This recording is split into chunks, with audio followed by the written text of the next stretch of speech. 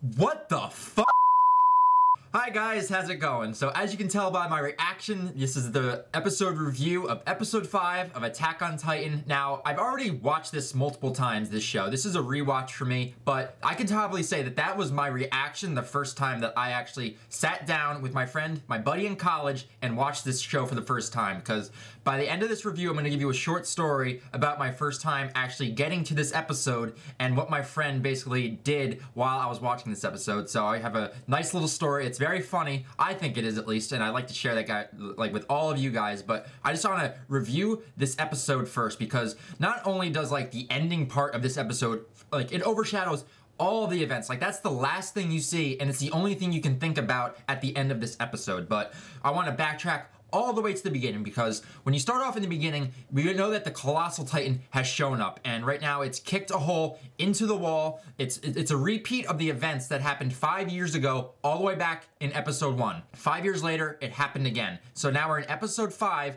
Eren is right now in that iconic stance, and he's facing off against this Colossal Titan, and the Colossal Titan goes to swing his gigantic arm across the wall, and he actually destroys all of the cannons and battlements on top of the wall. And Eren notices this as he's dodging and weaving out of the way with his 3D maneuver gear, and he's starting to realize that this Titan is a lot different, not only in the physique and stature of it, but also in its mindset, because this Titan's able to actually see a threat and it's able to think on its own, where other Titans seem to be more mindless. So Eren is now hell-bent on going after this Colossal Titan, and it's a very cool sequence with some 3D art animation incorporated into it, and as soon as Eren's about to give that final blow, some steam comes secreting off of this Colossal Titan, and eventually as he's about to deliver that final blow, it just disappears. This huge ass Titan, this 50-meter tall Titan, escapes, and Eren has no idea where it went. Just as quick as it arrived, it just did so, vanishing, and everyone else is like, Eren, did you kill it? And he's like, no one did. So then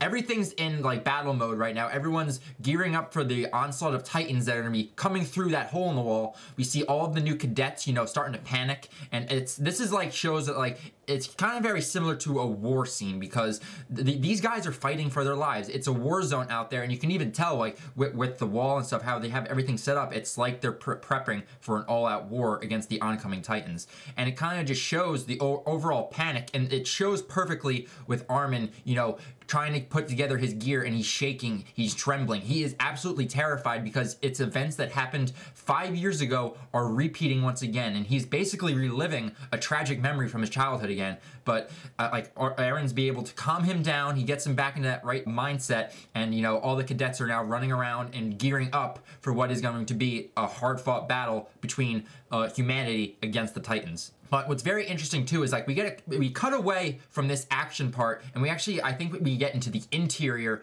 of the overall walls. We get into the high society, and I think we actually meet the king in here. And I just gotta say, this king is a high and mighty little piece of shit. Not only is he gorging his fat self with all the food and stuff, and it's I'm watching this episode, and from all the characters we know and see, and especially with the outer walls, just how poor and just how lower class it was, to see how the high society lives, and there's not really threatened by the Titans. It just shows a very big contrast between what is going on between our main characters right now and the interior high society folks that are basically have nothing to worry about. And so I'm I hate this guy. I hate this guy so fucking much. This guy should go fucking die.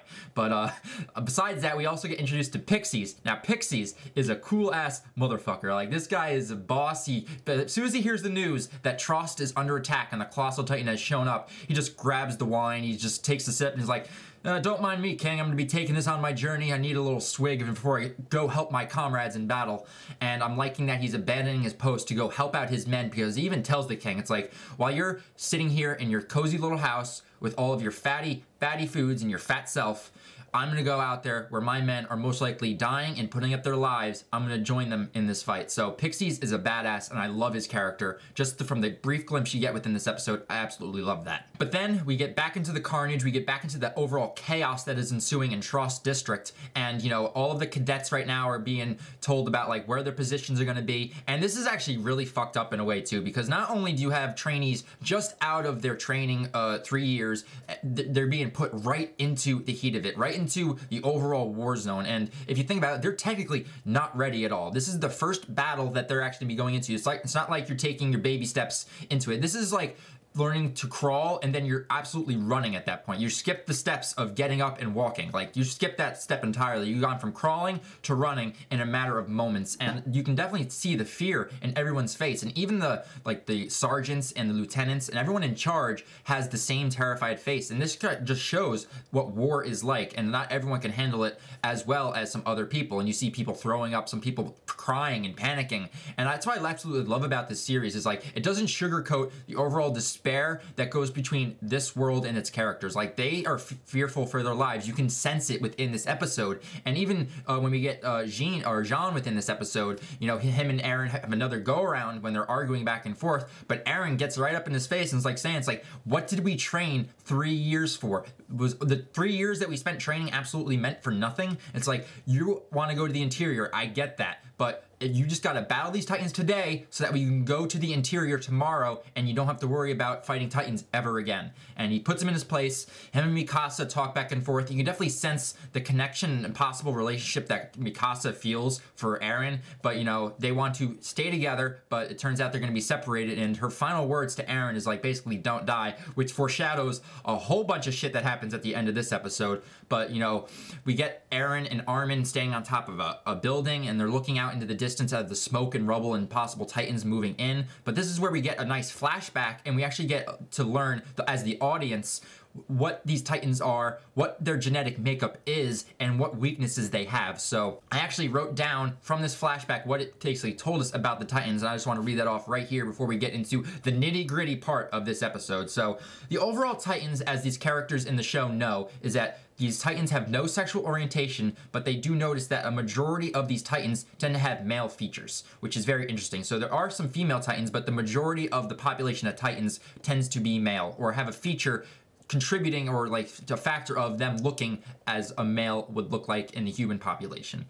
They also have an extreme body heat, which explains the smoke and also the steam coming off of their bodies, but they actually have no interest in other creatures. And they actually showed it in this episode, a Titan just walking past a group of deer. It doesn't care about animals. All it cares is about humans. And they've actually survived in an environment where no humans have been in for at least a century. So that basically tells you right there, and they say it within this episode, is that yes, we do know that the Titans hunt and kill humans, but they do not need it for nourishment or sustenance, which basically tells our main characters that these things kill for fun and not for survival, which is very fucked up. And it's actually a scary concept too. It's like, these things, we don't know what they eat. They don't need to eat to survive, but what they do have is an insatiable need to kill humans, and they don't know why. But as the students are like in the classroom, like starting to panic, and it's like, even I think it was Marco who even raised his hand. It's like, are these Titans invisible? And or invisible, or like they can't be defeated? Are they indestructible?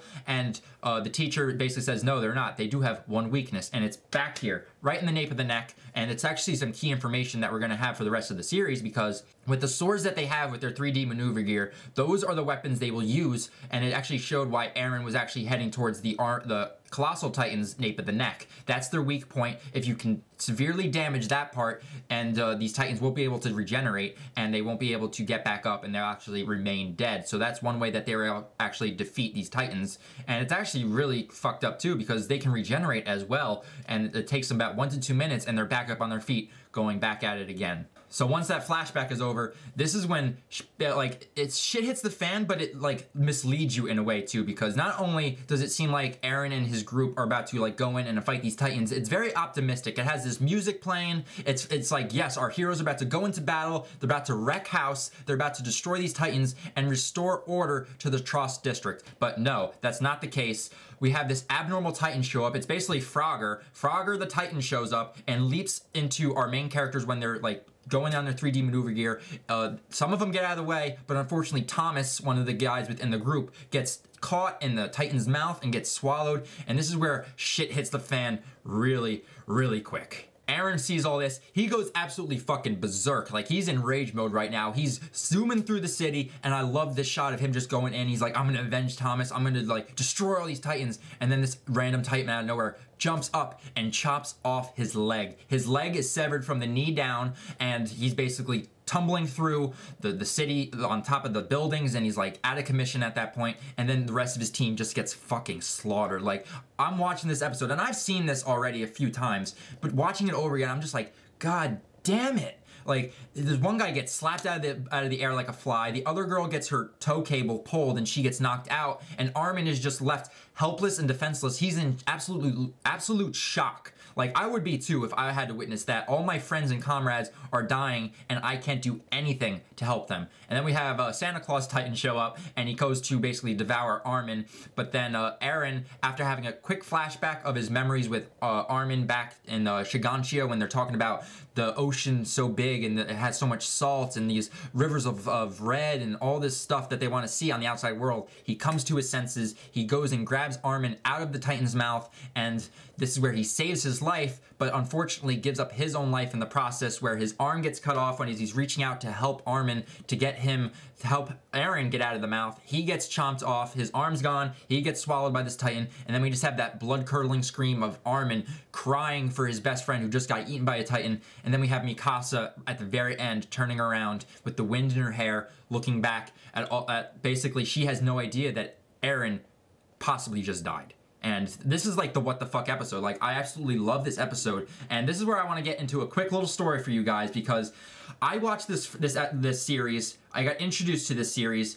from my buddy in college. It was about junior year, so this is about 3 years ago, and he's basically telling me, because we already watched Full Metal Alchemist Brotherhood, and we watched a few others here and there, but this is like, we were about to watch Attack on Titan, and he goes, dude, this is a pretty awesome show, and he's already seen it before me, and he was basically selling it to me that this is the Game of Thrones of anime, in a way. Like, every character gets killed, you're absolutely gonna love it, because we were watching Game of Thrones at the time, and I was like, all right, dude, let's watch this. Watch the first episode. We actually watched the first 3 episodes the first night, and I was like, dude, I actually really like this series. Let's get going with this. And then so the next night we watched episodes 4 through 8. Now, my friend did this perfectly, because I think that's like the perfect gap to where I was gonna be in utter shock and then, you know, finally get resolved at the end of episode 8. So now, episode 4, as you know, ends on that hype-ass moment, and I was like, dude, let's get into this next episode. I'm so hyped. I'm so hyped for this next episode. So we're going through the episode, and then we get to that ending of episode 5. You know, I'm like, oh shit, Eren just lost his leg. I'm sitting there like, holy fuck, like,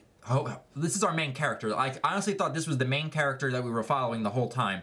And then, you know, the events happen. Armin goes down the Titan's mouth. Eren goes and saves him, like I said, and then that thing's happen where Eren gets eaten, and I'm literally sitting there like, no fucking way. No fucking way. And I turn to my friend and he starts laughing hysterically. He's like, I'm laughing now just thinking about it too, because he was just waiting for this moment, because I was sitting there like, no, don't tell me he's dead. And he just looks at me and goes, dude, he's dead. He's dead.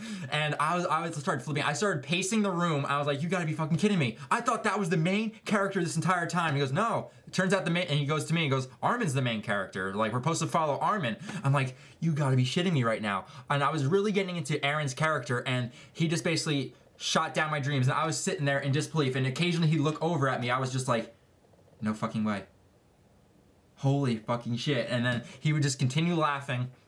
And then, of course, we continued on through episode 6, episode 7, and episode 8, and that's when eventually, like, my utter despair and just overall shock from this series, I just basically started, you know, recuperating. I was like, no, I think things are turning out differently. And then by episode 8, I'll tell you guys, you know, once I get to that episode review, I'll let you guys know the ending of this story. But I was in utter shock at the end of this episode when I first watched this. So that's the end of my review, guys, and my little story about how I watched this episode for the first time. And I actually want to hear from you guys. Same thing for me as it was for you. When you first watched this, and if you guys are anime onlys and actually had no idea where the story was going, how shocked were you by the end of this episode? Were you in utter shock by the fact that Eren, our main character that we were following through episodes 1 up until episode 5, got swallowed by a Titan, his leg and arm are completely severed and cut off, and you're just left in utter shock how Armin is just screaming at the top of his lungs? Let me know in the comments below about what you guys thought of this episode the first time you watch it, and I just can't wait to get into the rest of this series, because there's some hyped moments coming up within the series, and especially the second half too. I really like the second half too.